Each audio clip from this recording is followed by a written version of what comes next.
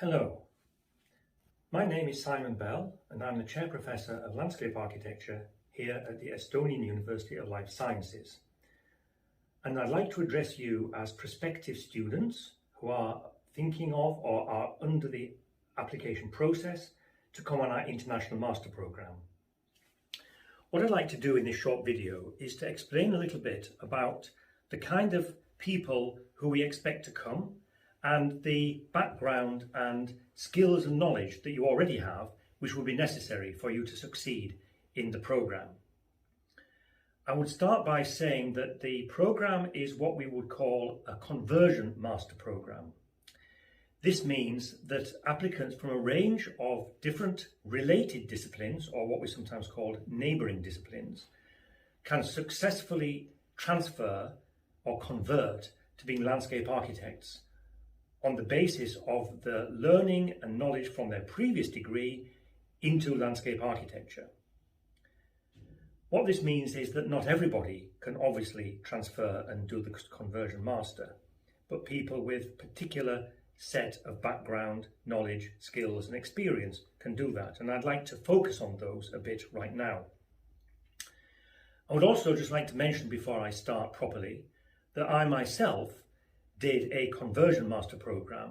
My original background was forestry, and I found that being a forester, knowing about land, soil, tree growth, vegetation management, ecology, all of these aspects were a very good background to starting landscape architecture.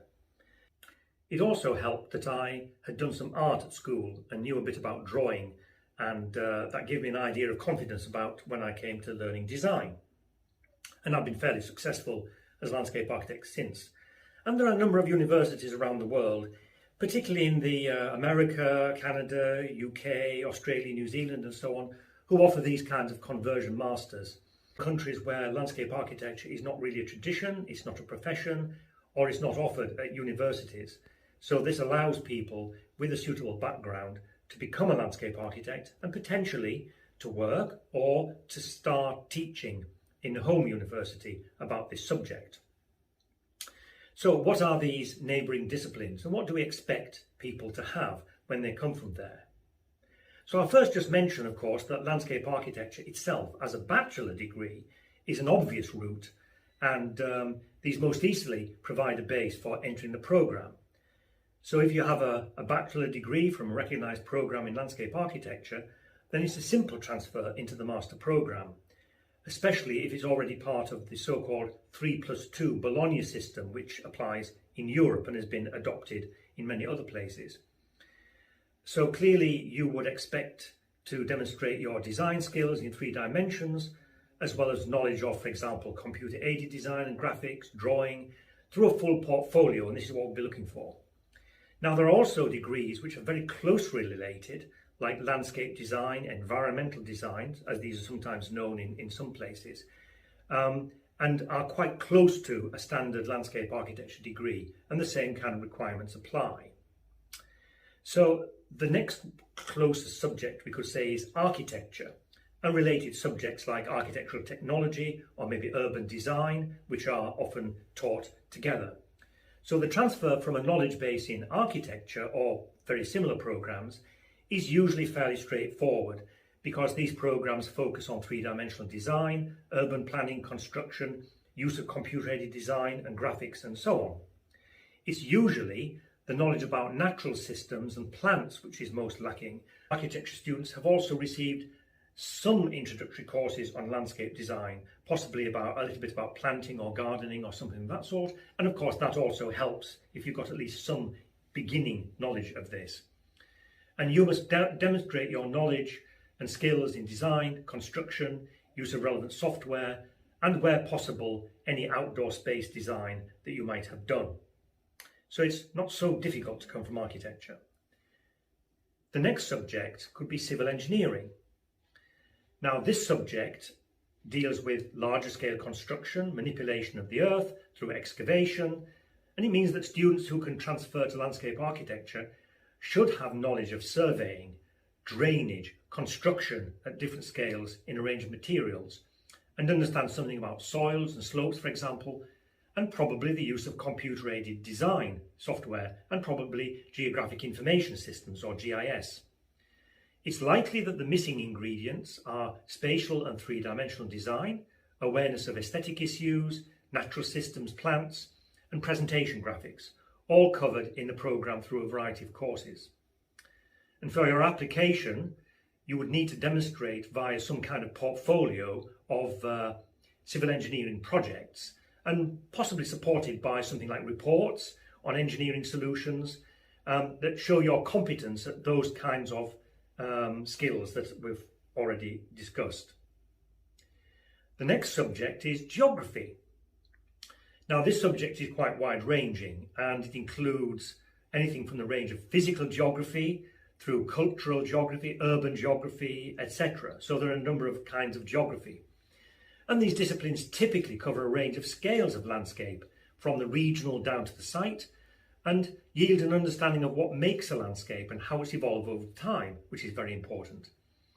Description and analysis of landscape is usually a strong feature helping the transfer to landscape architecture, and skills should include familiarity with geographic information systems. It's likely, therefore, that the subject areas lacking from a geographer are spatial and 3D design, awareness of aesthetic issues, familiar with computer-aided design, or graphics, technical construction, and plant knowledge. Now, you could offer a portfolio including map studies of specific landscapes or territories, studies on landscape history of specific places, cultural evaluation of landscapes, urban development studies, those kinds of things.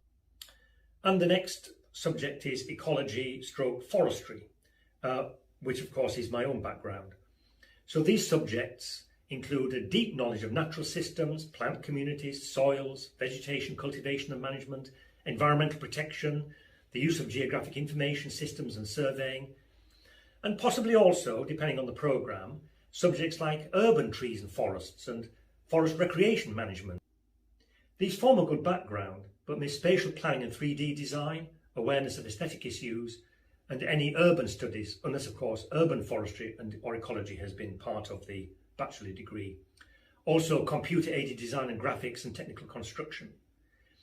A portfolio or collection of materials such as mapping studies, ecological inventories, plant community studies, management plans of forests, or reports on specific aspects relating to particular sites or ecosystems would demonstrate the potential to transfer knowledge to landscape architecture. And the final subject would be horticulture and gardening. These subjects provide an excellent knowledge of plants used in parks and gardens, how to grow and manage them, and usually some aspects of design with plants in a garden or park setting, probably at a small scale. Some construction techniques are also often included, along with garden design principles and drawing. This provides a good starting point on which to add three-dimensional and spatial design, planning and technical aspects such as landscape construction, as well as the use of computer-aided and graphic design. A portfolio of planting design projects and garden or park management plan should be offered as evidence of your suitability to proceed into this master programme. And then there are a few useful additional skills. So if you have any background in drawing and sketching, like I did from my school years, then this is also an advantage. It probably depends on whether you did art at school or have an interest in it. So a sketchbook would be a good element to include in your portfolio.